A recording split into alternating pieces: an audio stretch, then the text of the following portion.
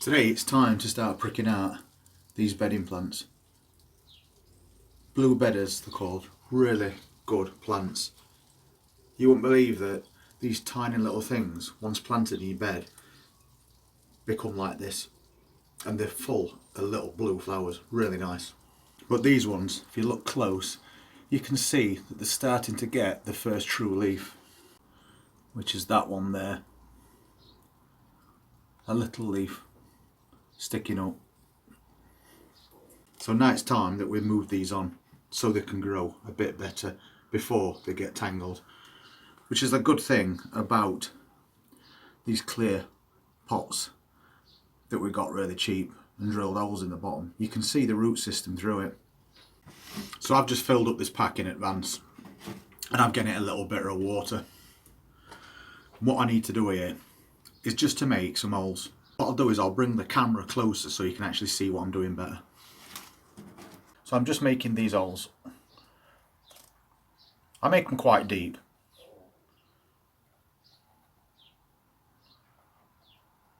That's why when I'm transplanting seedlings I always tend to water the compost first, because it makes it easier to make these holes and the soil doesn't crumble back in. It stays as it is until you'll put in your seedlings.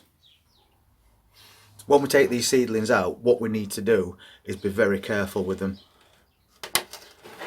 You just want to tease them out.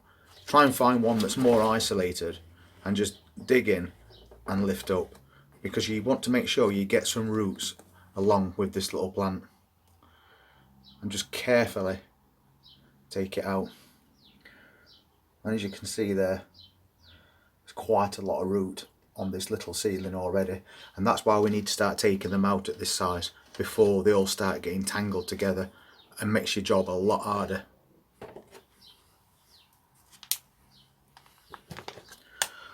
And then all we need to do is just pop it on the soil like that and just push the roots into the hole we've just made, and push it in deep like that, and then fill in around the edge. So it's buried deep. It's got its own little place now. Just make sure that you do not bury this little leaf here, because that's your first true leaf.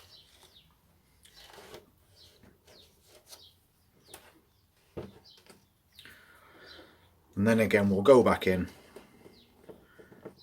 and dig out another one.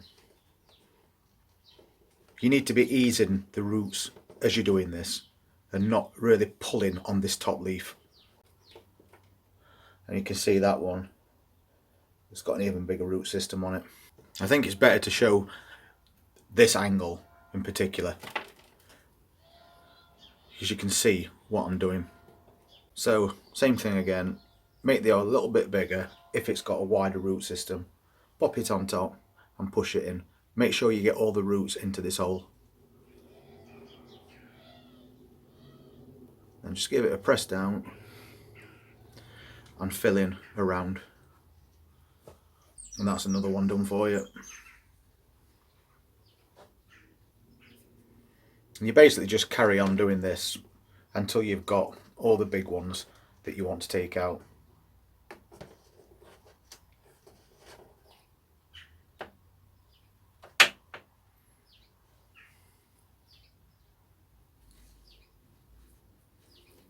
So if I knock all the compost off this, you can it's still got some decent roots there. So over the hole, push down and firm in. The rest of these you can just leave to grow on. When they catch up, the transplant process again is exactly the same, but you want to wait until they have got that first true leaf on them before you move them, even if it's only tiny. So we've only really been at this a few minutes and we've nearly got 12 flowers transplanted, and obviously they'll be staying in this cell for quite a while. And although they're annual, they are what they call a hardy annual, so they can take some cold. Obviously not minus temperatures when they first start growing. These will be growing in these pikes. Once we get past this last frost day, then I'll put them in the beds. By then they'll be 10 times the size they are now. Well established. If you ever take one out and you get two, you just need to jiggle them around just a little and they'll separate quite easy. So we've got a full tray of 12 bedding plants there that are going to grow into really huge plants. And it all came out of this little tray, and as you can see there's still a lot left in there. So there we go. It probably, in real time, it probably took about 8 minutes. But that's also while I'm talking, basically trying to show people how I do it. So you can do it a lot quicker than that. And these seeds are pence, as you know. And these plants, Echium or Echium blue bedders, are very easy to germinate. And they grow really well.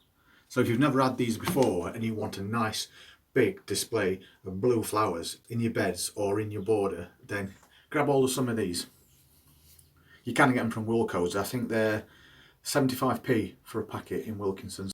Well, just as a bit of a warning, if you notice behind me, the sun's out and the greenhouse again is nice and warm today. But we're not past that cold snap yet. It was predicted that Wednesday, Thursday, Friday was going to go down to -2, and then the weekend it was going to go back up through the night to about 5 degrees. Unfortunately, I'm in zone 4, Derbyshire, UK. Tonight the temperature is going to drop to -3. So it's going to be even colder tonight than it has been on previous days.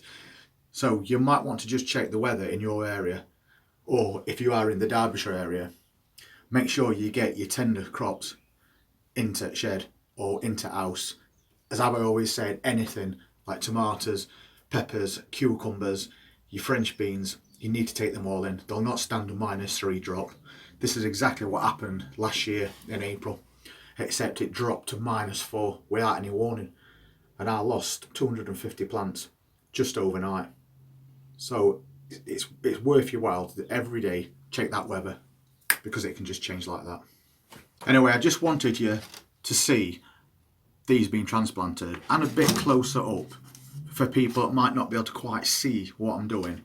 Let's do a couple of videos where I show you what I'm doing really close up.